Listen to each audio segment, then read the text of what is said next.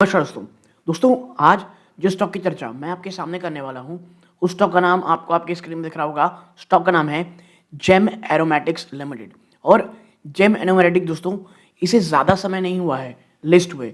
ये अभी-अभी की आप कह सकते हो लिस्टेड कंपनी है, कुछ दिन पहले ही। तो जेम एरोमेटिक में रिटेल निवेशकों के सवाल बहुत ज़्यादा आ रहे थे कि भाई कंपनी ने जो क्वार्टर 2 के नंबर दिए, वहाँ पर भी लॉस देखा। और आज आपकी स्क्रीन दिख रहा होगा 6.5% ज़्यादा की क्रैश हुई है स्टॉक में। और अगर आप देखोगे, ये जब से आया है, मतलब जब से इसकी लिस्टिंग हुई है, आप देखें ये 26 अगस्त से, ठीक है, 26 अगस्त को आई है, उसके बाद से लगातार गिर रहा है और ऑलमोस्ट 60% ये स्टॉक क्रैश हो चुका है। तो अब सवाल ये है कि भैया 60% क्रैश के बाद स्टॉक अपने 52 वीक लो में ट्रेड कर रहा है, तो आने वाले समय क्या है, व्हाट्स नेक्स्ट? क्योंकि हाइप बहुत ही स्टॉक की। और सबसे बड़ी चीज, जो सवाल है रिटेल निवेशकों का, उस स्टॉक में बहुत ज्यादा है। प्योरली डेटा फ्रंट में क्या है, कैसा है, लॉस क्यों है, कंपनी क्या कह रही है, मैनेजमेंट आगे को लेकर क्या कह रही है, इन तमाम चीजों में चर्चा करूंगा। आपसे बस एक दरखास्त है, इस वीडियो को लाइक कर दें ताकि यूट्यूब औरों को रेकमेंड करे दोस्तों, ठीक है। तो अब चलते हैं जेम एरोमेटिक्स में। सबसे पहले कि भाई रीजंस क्या हैं इस गिरावट के।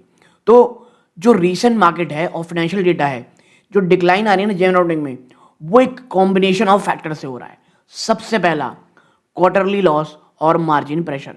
कंपनी ने पोस्ट किया है कि 2.5 करोड़ से ज्यादा का लॉस सितंबर क्वार्टर में, और ये कब आया है? After several quarters of profit. और जिसके कारण ये सडन स्लिप जो हुआ ना रेड में, इसके साथ साथ जो ग्रॉस मार्जिन है उसमें प्रेशर है।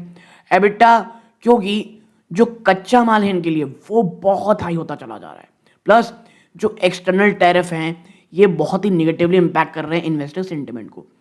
तो पहला और one of the biggest reason यही है कि भैया स्टॉक इस बार बहुत समय के बाद, जहां लगातार प्रॉफिट हो रहा था, कंपनी ने लॉस दिखाया। फिर आप आगे बढ़ोगे कि भाई पोस्ट वॉलेटिलिटी और अंडर परफॉर्म, स्टॉक लिस्ट हुआ था आईपीओ के द्वारा अगस्त 2025 में, और उसके बाद से इसने बहुत ज्यादा वॉलेटिलिटी, उतार चढ़ाव देखी, और बड़ी मात्रा में इसने अंडर परफॉर्म किया है अपने सेक्टर्स की अन्य कंपनियों से। और जो निफ्टी और बीएसई है उसके ब्रॉडर मार्केट में भी जो नई आईपीओ लिस्टिंग है, ये अक्सर सब्जेक्ट होती है बहुत ज़्यादा वॉलेटिलिटी की।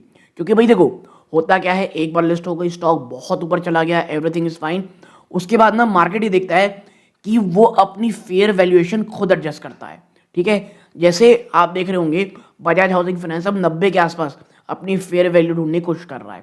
फिर भाई आईपीओ लॉक-इन एक्सपायरी नवंबर 2025 में, बहुत सारे शेयर, लगभग 21 लाख शेयर, या आप कह सकते हो 4% ऑफ आउटस्टैंडिंग इक्विटी, ये एलिजिबल हो गई ट्रेडिंग के लिए।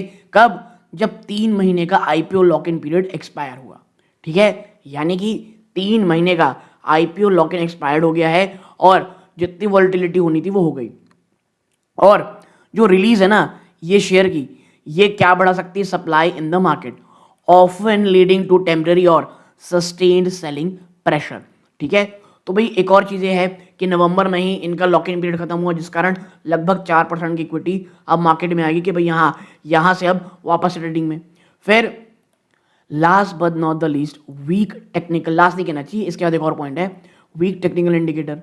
जो टेक्निकल एनालिसिस है भाई, अब जो स्टॉक 60% टूट चुका, वो टेक्निकली तो वीक हो गई, वो एक बियरिश ट्रेंड दिखाता है जहां पर स्टॉक तमाम मूविंग एवरेज की बिलो ट्रेड कर रहा है, और बहुत सारे इंडिकेटर कह रहे हैं या तो स्ट्रॉन्ग सेल या तो ओवरसोल्ड पोजीशन। हाँ, एक चीज सही है, स्टॉक अब लगभग ओवरसोल्ड जोन में जा चुका है, लेकिन टेक्निकली वीक है। तो अगर बाजार में गिरावट होती है, इसमें गिरावट होती है, तो ये आप कह सकते हो और ज्यादा आने वाले समय में गिरने के चांसेस हो सकते हैं। हाँ, 130 के आसपास कहीं ना कहीं एक सपोर्ट है, तो अगर आने वाले दिनों में 130 के भी ये नीचे चला जाता है, तो फिर आप देखेंगे कि इश्यूज हो सकते हैं।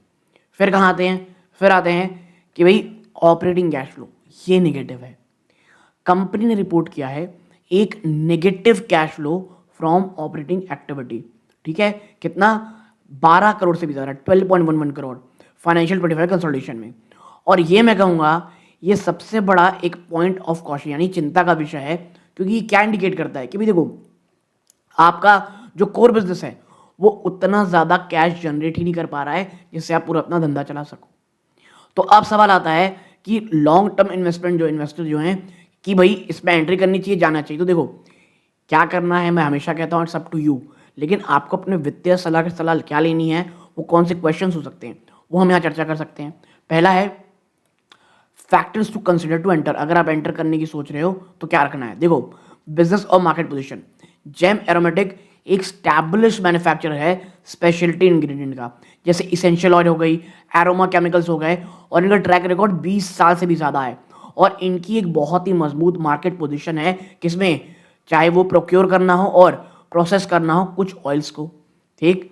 दूसरा एक्सपेंशन प्लान, मैनेजमेंट बहुत ज़्यादा ऑप्टिमिस्टिक है अपने फ्यूचर को, ग्रोथ को लेकर के। क्यों? क्योंकि कंपनी प्लान कर रखी है प्रोडक्शन कैपेसिटी को और बढ़ाने की, कुछ नए क्लो वर्टिकल करने की, और फिनॉल डेरिवेटिव बिजनेस पे एंटर करने की। और ये क्या सजेस्ट करता है, एक फोकस डाइवर्सिफिकेशन और ग्रोथ में। फिर कहाँ आते हैं वैल्यूएशन। तो देखो अगर आप वैल्यूएशन वाइज जाओगे तो आपको समझ में आएगा कि जो करंट वैल्यूएशन है वो लगभग 14 टू 12 टाइम्स है। अब ये डिपेंड कहाँ डेटा ले रहे हो, क्या ले रहे हो, लगभग इसके आसपास है। और ये सिग्निफिकेंटली बड़ी मात्रा में कम है अगर आप इसको अपने पीयर से कंपेयर करोगे जो स्पेशलिटी केमिकल सेक्टर से आते हैं, जो हम सबको पता है भाई साहब इससे तो कहीं ज़्यादा 14 से 18 टाइम्स से कहीं ज़्यादा ट्रेड करते हैं, हायर मल्टीपल्स पे लगभग 40 टाइम्स। तो ये क्या सजेस्ट करता है कि कंपनी अंडर वैल्यूड है अगर आप उसको रिलेटिव अगर इंडस्ट्री के बराबर देखोगे तो। ठीक है। अगर देखो ये तभी हो सकता है अगर ये जो इश्यूज देखने को मिल रहा है ना, चाहे वो नेगेटिव कैश फ्लो हो गया, मार्जिन में प्रेशर है, ये एक टेम्पररी हो तो। ठीक है। फिर आगे बढ़ते हैं, आप देखेंगे डेट टू इक्विटी रेशियो बहुत कम है। अब आते हैं अगर आपको एक बैलेंस्ड वे चाहिए तो आपको नेगेटिविटी भी देखनी पड़ेगी। ये तो पॉजिटिव हो गया पहला, और सबसे बड़ी बात कि अचानक से कंपनी ने जो ये शिफ्ट किया ना लॉस की तरफ, ये सबसे बड़ा कंसर्न पैदा कर रहा है। और आपको समझना पड़ेगा कि अगर ये वन टाइम इवेंट है, क्योंकि जो रॉ मटेरियल प्राइस है उसमें अगर जंप आया जो टेम्परेरी है या टैरिफ इशू है, तो आप कह सकते हैं ठीक है चलेगा। बट अगर ये फंडामेंटल प्रोलॉन्ग डिटोरेशन है बिजनेस मॉडल में तो ये परेशानी का सबब है। तो जो आने वाला क्वार्टर है वो बहुत ज़्यादा इंपॉर्टेंट है। फिर आप आगे बढ़ते हो तो आप देखते हो कि भाई इंक्रीज डेबिटर डेज क्या है, जो नंबर ऑफ डेज है ना, it takes the company to collect payment from customer. यानी डेबिटर डेज मतलब ये होता है ना कि कस्टमर से पेमेंट आपके पास कब तक आ गई। ये भाई साहब 69 डेज से सीधा बढ़ के 100 दिन को पार कर चुका है। और यही कारण है कि वर्किंग कैपिटल में अब बहुत ज़्यादा दबाव पड़ रहा है। फिर कॉम्पिटिटिव लैंडस्केप, जो स्पेशलिटी केमिकल सेक्टर है ना ये बहुत कॉम्पिटिटिव है, और कुछ मार्केट रिपोर्ट सजेस्ट करती हैं कि जेम एरोमेटिक है ये लेस कॉम्पिटिटिव है अगर आप इसे क्वालिटी से कंपेयर करोगे कुछ इनके पीयर के मामले। तो कंपटीशन एक और बहुत बड़ा एक फैक्टर है कंपनी के लिए। और last but not the least negative cash flow, persistent negative cash flow हो रहे हैं फ्रॉम ऑपरेशन, और ये फ्यूचर ग्रोथ को कहीं ना कहीं रोक रहे हैं और कंपनी को बनाते हैं एयरलाइन ऑन कि भाई साहब एक्सटर्नल फंडिंग की कंपनी को जरूरत पड़ेगी, ना कि इतना खुद ही का जनरेट नहीं हो पा रहा कैश कि हम उसे धंधे में आगे बढ़ा सके। तो अगर आगे बढ़ना है तो कंपनी को कहीं ना कहीं बाहर से कर्जा लेना पड़ेगा, और अगर शॉर्ट टर्म कर्जा लेती है हम सबको पता है कितना महंगा वो होता है। तो ये कुछ चीज़ें हैं जो हमें दिमाग में रखनी है। ओके, नाउ कंक्लूजन क्या हो सकता है फॉर लॉन्ग टर्म इन्वेस्टर के लिए। तो देखो भैया, अगर आप एक हाई रिस्क टॉलरेंस है आपके पास और एक बहुत स्ट्रांग बिलीव है कि लॉन्ग टर्म में एक स्ट्रक्चरल ग्रोथ होगी इस केमिकल सेक्टर की, क्योंकि करंट प्राइस बहुत लो है और पीयर वैल्यूएशन में भी बहुत कम है, तो कहीं ना कहीं अपॉर्चुनिटी दिखाती है। बट अगर आप एंट्री लेने को याद रखिएगा, क्वार्टर टू रिजल्ट को और ज़्यादा एनालाइज कीजिए, staggering your investment to mitigate the risk for further decline. आप भैया ये याद रखिएगा कि अगर आप इसमें निवेश की सोच रहे हो तो अभी ये बहुत रिस्क है, और बाजार अगर गिरावट और होगी और ये टेक्निकली बहुत वीक स्टॉक है तो उसमें कहीं ना कहीं और ज़्यादा गिरावट हो सकती है। और रिस्क एवर्ड मॉडरेट इन्वेस्टर हो तो भाई देखो अच्छा यही है, दूर रहो, एक बार वेट कर लो कि भैया चीज़ें फाइनेंशियल रिकवरी क्लियर हो जाए। स्टॉक प्राइस ये जो ड्रॉप है ये जस्टिफाई तो कर रहा है नेगेटिव क्वार्टर रिजल्ट को और नेगेटिव कैश फ्लो को, तो कहीं ना कहीं वेट कीजिए एटलीस्ट 1 से 2 क्वार्टर, ताकि नेट प्रॉफिट हो जाए पॉजिटिव और कैश फ्लो भी पॉजिटिव हो जाए दोस्तों। ठीक है, तो ये ओवरऑल चीज़ है आपको एज ए इन्वेस्टर समझनी है। तो जेम एरोमेटिक में गिरावट क्यों हो रही है, क्या कारण है, क्या सोचना है as a long term investor, मुझे लगता है हमने काफ़ी अच्छे बहुत ही छोटे वीडियो में ये कवर कर लिया है। अगर ये वीडियो अच्छा लगा हो प्लीज़ लाइक करें, चैनल को सब्सक्राइब करें, ऑल नोटिफिकेशन ज़रूर दबाइएगा। आपको किसी अन्य स्टॉक पर चर्चा करानी हो ये भी ज़रूर बताइएगा। ये इस वीडियो का अंत है। जय हिंद दोस्तों।